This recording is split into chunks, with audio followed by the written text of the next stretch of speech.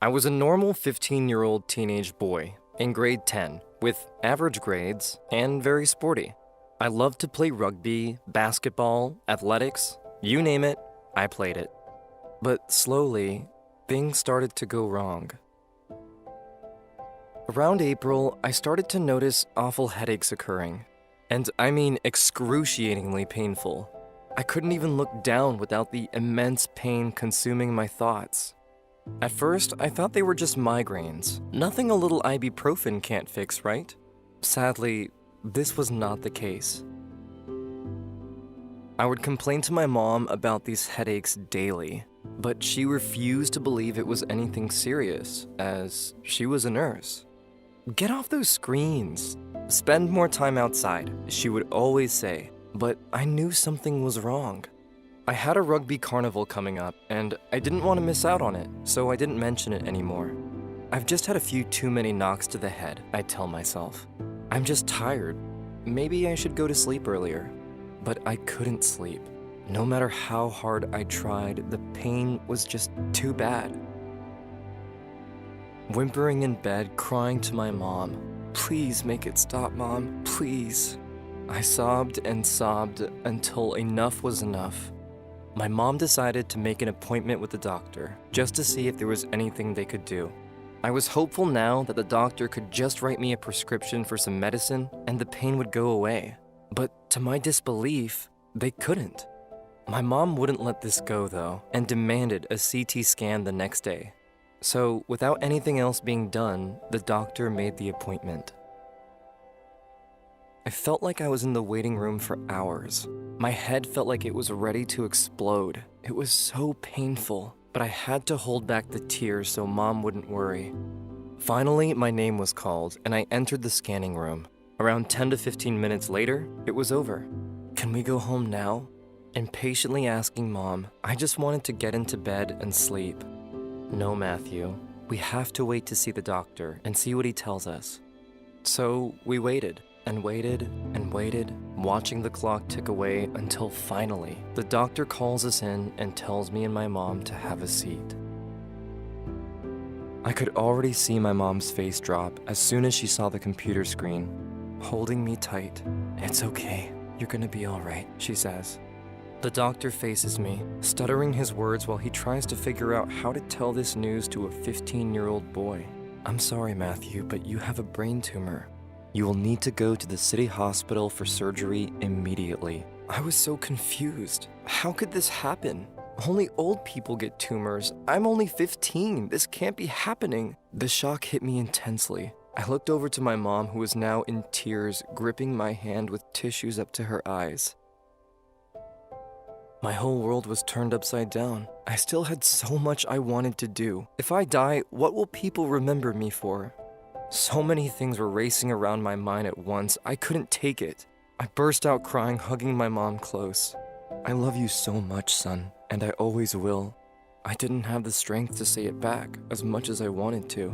My tears and cries filled the hospital's emergency room, where I sat waiting for an ambulance to transfer me to the city hospital. My surgery was scheduled in a week's time, and I was so impatient. All I wanted to do was be a normal kid again. The doctors came in and out of my room every day until Thursday evening when 2 nurses wheeled in a bed. "It's time to get ready for surgery," the doctor said calmly. I don't remember much, but I do remember saying goodbye to my mom and dad, holding their hands tightly before drifting off. I was finally free from those demon headaches. At last, I was at peace. The surgery lasted 8.5 hours. I can't even begin to imagine the stress that would have overcome my parents that night. When I woke, any chance I got, I would ask, "When are we going home?" But it wasn't that simple. Physical therapists, occupational therapists, doctors. It seemed like the whole doctoring staff wanted to see how I was doing, but all I wanted to do was go home. A few days passed, and to the surprise of the doctors, I was healthy, stable, and seemed like an average kid, so I was able to go home. At last, I was out of that god-awful hospital, I thought to myself. But if only I knew what was to come. A month or so had passed, and my mom got a call from the oncology ward. I wasn't sure what oncology was, so my mom made it clearer for me. Cancer. I couldn't believe it. I sat there to hear my diagnosis. Glioblastoma 4. Stage 4 brain cancer coming with a 3% survival rate even with treatment. I'm sorry, you have 6 months to live. That sentence has stuck with me ever since. 6 months? What can I do in 6 months? I want to get married and have kids, travel the world and live life. I was screaming inside, but all that was coming out were tears. I started chemotherapy and radiation therapy, and a month later, every day I would vomit, lose chunks of hair, scream, and cry. Why was this happening to me? How is this even possible? I'm a healthy 15-year-old boy. This can't be real. But unfortunately, it was.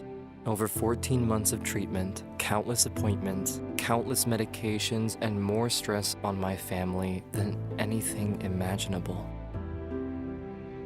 The hardest thing about cancer isn't what it does to you, but what it does to the people you love. Deadpool. A quote that would put my entire diagnosis into perspective. Every day, I had been in my room or a hospital bed feeling sorry for myself, not doing anything but cry. I had to do something. If I was to die, I was going to die knowing that my family and loved ones weren't sad when I was gone, but happy that I was no longer in pain. My mom and I started to go out to different places after my appointments, enjoying life and doing the most with what little time I had left. It had been 4 months since my diagnosis, and my parents were still as stressed as ever. Every day, I would tell them that it's okay. Every day, I would tell them I'm happy. Every day was a new day for me to be grateful for what I had, grateful for the life I lived, grateful for my loved ones and their support. July 16th, 2018, I finished the last of my chemo. I had done it. I had beaten the odds and survived over double the amount of time my doctor had predicted. There is no doubt in my mind that the reason I survived was that not only for the love and support of the loved ones around me, but the positive mindset I kept throughout it all. Focusing on others' well-being and helping struggling friends and family made me happy. It made me fulfilled. Focusing on how grateful I am for my life and how amazing life is what got me through my journey. I am now 17 years old, and I have 3 monthly MRIs and checkups to make sure I stay on the right path. No matter what happens in the future, I know that I am happy.